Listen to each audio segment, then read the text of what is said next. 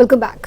కాంగ్రెస్ అరచేతిలో వైకుంఠం చూపించి అధికారంలోకి వచ్చిందని ఇచ్చిన హామీలు అమలు చేయట్లేదని కేటీఆర్ చేసిన కమెంట్స్ కి కౌంటర్ ఇచ్చారు మంత్రి కోమటిరెడ్డి వెంకటరెడ్డి. బీఆర్ఎస్ భూస్థాపితం కాబోతోందని ఆ ఫ్రస్ట్రేషన్ లోనే కేటీఆర్ మాట్లాడుతున్నారని కోమటిరెడ్డి ఎద్దేవా చేశారు. ఉద్యోగ నియామక పత్రాలు బీఆర్ఎస్ హయాంలో ఎందుకు ఇవ్వలేదంటూ కేటీఆర్ ను క్వశ్చన్ చేశారు. మొదటి రోజే సంతకం పెడతా అని చెప్పి మోసం చేసిన రేవంత్ రెడ్డి గారు కాంగ్రెస్ పార్టీ మీద ఏం చేయాలి, విద్యావంతులు ఏ నిర్ణయం తీసుకోవాలో దయచేసి మీరు ఆలోచించాలి. రుణమాఫీ జరిగిందా? కౌలు రైతులకు రైతు భరోసా వచ్చిందా? 10,000 పోయి 15,000 వచ్చిందా?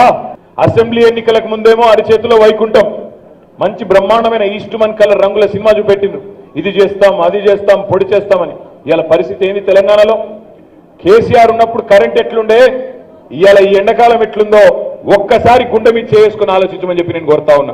గత 10 ఏళ్లలో 2014 నుంచి 2024 వరకు భారతదేశంలో నిజానికి అత్యధికంగా ప్రభుత్వ ఉద్యోగాలు నియామకాలు చేసింది కేసీఆర్ గారి ప్రభుత్వం.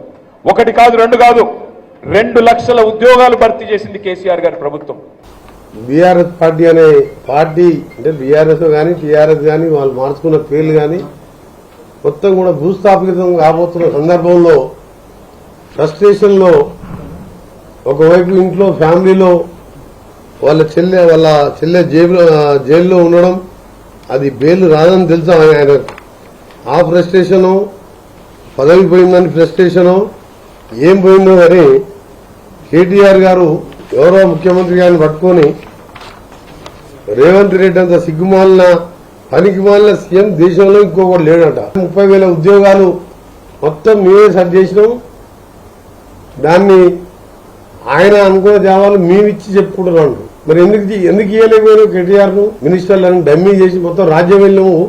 నువ్వే ఒక డిక్టేటర్ ముఖ్యమంత్రిగా 30,000 ఆర్డర్లు ఎందుకు ఇవ్వలేదు?